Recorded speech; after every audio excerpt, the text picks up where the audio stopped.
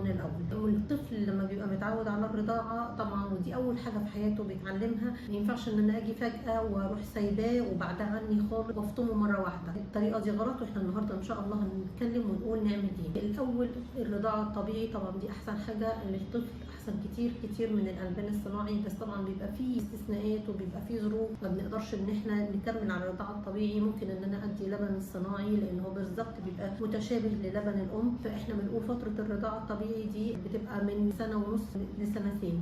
ما اقدرش ان انا افطمه قبل السنه ونص، وما اقدرش ان انا اطول بعد السنتين. قبل السنه ونص ما ينفعش، لان الطفل بيبقى في احتياج لحاجات كتيره جدا موجوده في اللبن، وبيبقى في فتره تسنين، وبيبقى في فتره تعب، ومحتاجه ان انا اعوضه حاجات كتيره، فبيلاقيها في اللبن ممكن يقل اكله في الفتره دي. بعد السنتين بيبقى غلط ان انا اكمل رضاعه، لان بيبقى كده دخلنا في مرحله ثانيه خالص. زي ما بنقول كده الحاجه اللي تزيد عن حدها تتقلب لضدها، وبيبقى فيه مشكله كبيره للطفل، وعشان نفطمه بيبقى الموضوع صعب جدا، ممكن تعمل لي مشكله في الفك ومشكله في الاسنان ومشكله في حاجات كتيره. فيا ريت ان احنا نلتزم بالفتره اللي احنا بنقول عليها من سنه ونص لسنتين، ما اطولش عن كده وما بقدرش عن السنه ونص. في ساعات الامهات بتضطر انها تفطم عند السنه، وبيبقى الموضوع غصب عنها لظروف كتيره هنتكلم عليها برده بعدين. المهم اننا